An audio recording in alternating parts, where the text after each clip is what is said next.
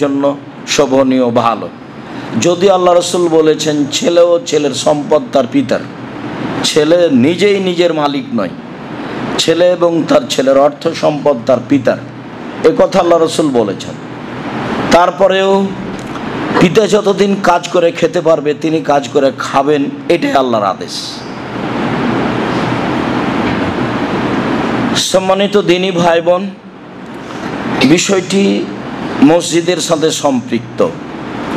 বিগত দিনের দু একটি কথা, তার একটি কথা আবু হুরায়রা রাদিয়াল্লাহু তাআলা আনহু বলেন, রাসূল সাল্লাল্লাহু আলাইহি সাল্লাম বলেছেন, সালাতুন ফি মসজিদে হাজা, ফি মসজিদি হাজা খায়রুম মিন আলফি সালাতিন ফিমা সিওয়াহু। আমার এই মসজিদে 2 রাকাত সালাত পৃথিবীর যে কোনো অন্য মসজিদের চেয়ে 1000 গুণ উত্তম, এই কথা তিনি বলেন। তাতে তিনি বলেন, তবে মসজিদে হারাম নয়। আমি কাবা ঘরের কথা বলছি না। কাবা ঘর ব্যতীত যত মসজিদ আছে পৃথিবীতে, যে কোনো মসজিদে 2 রাকাত সালাত আদায় করলে জানে কি হবে? আমার এই মসজিদে, মসজিদে নববীতে 2 রাকাত সালাত আদায় করলে তার চেয়ে 1000 গুণ বেশি নেকি হবে, এই কথা মুহাম্মদ সাল্লাল্লাহু আলাইহি সাল্লাম বলেন। তাতে বিগত দিনে আমরা একটা আলোচনা খুব শক্তভাবে বলেছিলাম যে অবশ্যই ওই কথাটির ভিত্তিতে সেখানে সালাত আদায় করতে হবে তা নয়। কি সেটা? আবু হুরায়রা রাদিয়াল্লাহু তাআলা আনহু বলেন, আল্লাহর নবী বলেছেন, মা বাইনা মিম্বারি অবাইতি রাওজাতুন মিন রিয়াজিল জান্নাহ। আমার মিম্বার হতে আমার ঘর পর্যন্ত, যে ঘরে তিনি আয়েশা রাদিয়াল্লাহু তাআলা আনহা সহ থাকতেন, আমার মিম্বার হতে আমার ঘর পর্যন্ত এইটুকু জান্নাতের একটি অংশ, এ কথা তিনি বলেছেন। এ কথার অর্থ এই নয় যে এখানে সালাত আদায় করতে হবে, এবং বিষয়টি আমরা খুব শক্তভাবে পেশ করেছিলাম, মনে আছে বলে আমার অনুমান। তাতে এবছরের হজ সফরে বহু মানুষই হয়তোবা কিছু বলতে চেয়েছেন, যাতে বলতে চেয়েছেন যে সালাত আদায় করা যায়। আর সালাত তো আদায় করা যাবেই সেখানে, কিন্তু আপনাকে ভিন্নভাবে প্রস্তুতি নিয়ে সালাত আদায় করতে হবে কেন? এর কি প্রমাণ?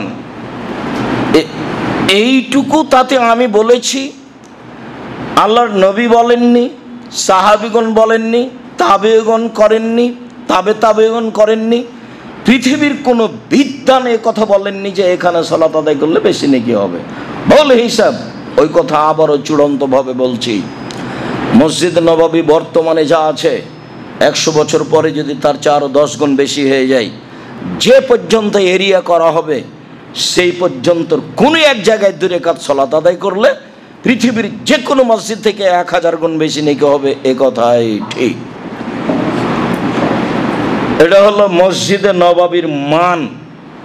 রাসূল যেটুকু বড় করেছিলেন সেটুকু মসজিদে নববী, পৃথিবীর মানুষ প্রয়োজনে যত বড় করবে সেটুকু মসজিদে নববী।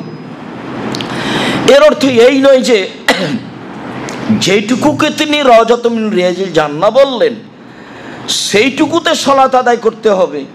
সেটুকু তিনি কি বলেছেন? এই লম্বাভাবে বলেছেন, তার কি তিনি মাপ দিয়েছেন? সেখানে তিনি সালাত আদায় করতে বলেছেন। কেন এত বাড়াবাড়ি করতে হবে? প্রমাণ ছাড়া বাড়াবাড়ি ভুল। আপনি অতঃপর যখন সালাত শেষ হয়ে যাবে তখন আবারও পয়সা উপার্জনের পিছনে লেগে যাও। আযকুরুল্লাহ, আল্লাহকে বেশি বেশি ডাকো। যারাই আল্লাহকে বেশি ডাকে তারাই সফল হবে। আল্লাহ তাআলা অত্র আয়াতে আজানের সাথে সাথে মানুষকে ব্যবসা বাণিজ্য, আয় উপার্জন ছেড়ে মসজিদে আসার জন্য আদেশ করেছেন। সালাত শেষ হয়ে গেলে আবারও আয় উপার্জনের পিছনে লেগে যেতে বলেছেন।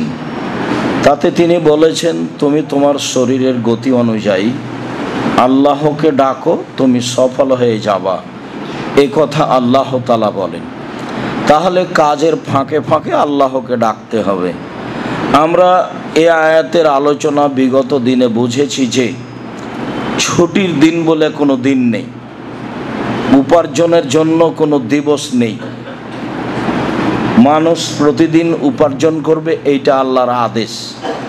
সেটা জুমার দিন হোক, সেটা শনিবার হোক, সেটা রবিবার হোক, সেটা কোনো জন্মদিবস হোক, সেটা যে দিবসই হোক না কেন, আয় উপার্জন বন্ধ করে অন্য কোনো কাজে লাগবে, আল্লাহ রাসূল তা নাকচ করেছেন। মানুষকে ইবাদত করতে হবে, আয় উপার্জন করতে হবে, এটা আল্লাহর আদেশ। তাতে এই কথা বলা হয়েছে যে পিতা ছেলের অতদিন খেতে পাবেন না, খাবেন না। খেতে পাবেন না বলতে খাবেন না যতদিন তিনি নিজে উপার্জন করতে পারবেন।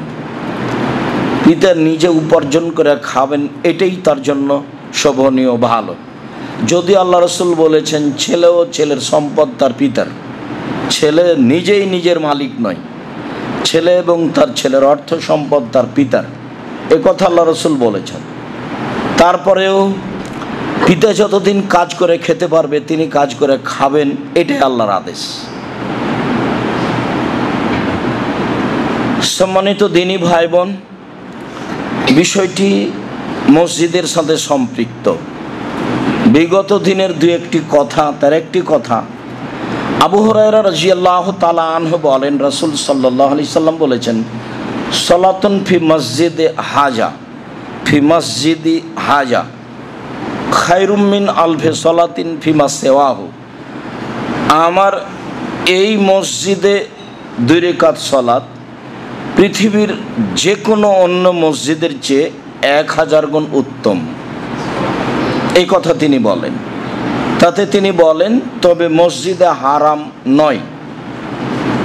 আমি কাবা ঘরের কথা বলছি না। কাবা ঘর ব্যতীত যত মসজিদ আছে পৃথিবীতে, যে কোনো মসজিদে 2 রাকাত সালাত আদায় করলে জানে কি হবে? আমার এই মসজিদে, মসজিদে নববীতে 2 রাকাত সালাত আদায় করলে তার চেয়ে 1000 গুণ বেশি নেকি হবে, এই কথা মুহাম্মদ সাল্লাল্লাহু আলাইহি সাল্লাম বলেন। তাতে বিগত দিনে আমরা একটা আলোচনা খুব শক্তভাবে বলেছিলাম যে অবশ্যই ওই কথাটির ভিত্তিতে সেখানে সালাত আদায় করতে হবে তা নয়। কি সেটা? আবু হুরায়রা রাদিয়াল্লাহু তাআলা আনহু বলেন, আল্লাহর নবী বলেছেন, মা বাইনা মিম্বারি অবাইতি রাওজাতুন মিন রিয়াজিল জান্নাহ। আমার মিম্বার হতে আমার ঘর পর্যন্ত, যে ঘরে তিনি আয়েশা রাদিয়াল্লাহু তাআলা আনহা সহ থাকতেন, আমার মিম্বার হতে আমার ঘর পর্যন্ত এইটুকু জান্নাতের একটি অংশ, এ কথা তিনি বলেছেন। এ কথার অর্থ এই নয় যে এখানে সালাত আদায় করতে হবে, এবং বিষয়টি আমরা খুব শক্তভাবে পেশ করেছিলাম, মনে আছে বলে আমার অনুমান। তাতে এবছরের হজ সফরে বহু মানুষই হয়তোবা কিছু বলতে চেয়েছেন, যাতে বলতে চেয়েছেন যে সালাত আদায় করা যায়। আর সালাত তো আদায় করা যাবেই সেখানে, কিন্তু আপনাকে ভিন্নভাবে প্রস্তুতি নিয়ে সালাত আদায় করতে হবে কেন? এর কি প্রমাণ? এইটুকু তাতে আমি বলেছি, আল্লাহর নবী বলেননি, সাহাবীগণ বলেননি, তাবেঈগণ করেননি, তাবেঈগণ করেননি, পৃথিবীর কোনো বিদ্বান এ কথা বলেননি যে এখানে সালাত আদায় করলে বেশি নেকি হবে। বলে হিসাব ওই কথা আবারও চূড়ান্তভাবে বলছি, মসজিদ নববী বর্তমানে যা আছে 100 বছর পরে যদি তার 4 ও 10 গুণ বেশি হয়ে যায়, যে পর্যন্ত এরিয়া করা হবে সেই পর্যন্ত কোনো এক জায়গায় 2 রাকাত সালাত আদায় করলে পৃথিবীর যে কোনো মসজিদ থেকে 1000 গুণ বেশি নেকি হবে, এ কথাই ঠিক। এটা হলো মসজিদে নববীর মান। রাসূল যেটুকু বড় করেছিলেন সেটুকু মসজিদে নববী, পৃথিবীর মানুষ প্রয়োজনে যত বড় করবে সেটুকু মসজিদে নববী। এর অর্থ এই নয় যে যেটুকুকে তিনি রাওজাতুন মিন রিয়াজিল জান্নাহ বললেন সেইটুকুতে সালাত আদায় করতে হবে। সেটুকু তিনি কি বলেছেন? এই লম্বাভাবে বলেছেন, তার কি তিনি মাপ দিয়েছেন? সেখানে তিনি সালাত আদায় করতে বলেছেন? কেন এত বাড়াবাড়ি করতে হবে? প্রমাণ ছাড়া বাড়াবাড়ি ভুল। আপনি এটার কোনোদিনও করার চেষ্টা করবেন না। পৃথিবীতে যেখানে যারা বাঙালি আছেন, আমি আপনাদের সকল দিনই ভাই বোনকে বলছি, রাসূলকে উপেক্ষা করে কিছু করার চেষ্টা করবেন না। শেষে ইহকালও যাবে, শেষে পরকালও যাবে।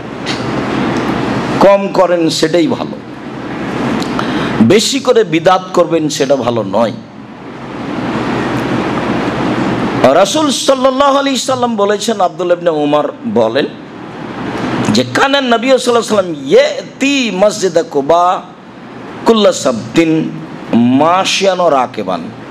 আল্লাহর নবী মসজিদে নববী থেকে প্রত্যেক সপ্তাহে একদিন বা শনিবার তিনি পায়ে হেঁটে বা বাহনে উঠে কোবা মসজিদে যেতেন। মসজিদে নববী থেকে প্রায় 3 কিলোমিটার দূরে। তিনি সেখানে 2 রাকাত সালাত আদায় করতেন। তাতে তিনি বলেছেন, মসজিদে কোবাতে যদি কেউ 2 রাকাত সালাত আদায় করে আর অজু করে বাড়ি থেকে আসে, হোটেল থেকে অজু করে বের হয়ে সেখানে 2 রাকাত সালাত আদায় করে, তাহলে সে একটা উমরার সমান নেকি পাবে। হাদিস সহিহ। এ কথাই ঠিক। মসজিদে নববীতে গিয়ে 40 ওয়াক্ত সালাত আদায় করতে হবে, 5 8 40, তার মানে 8 দিন থাকতে হবে। সেই সুবাদে সব হাজিকে নিয়ে এসে মদিনায় 8 দিন রাখা হয়। কাবা ঘরে জামাত ধরার প্রয়োজন হয় না। আর মসজিদে নববীতে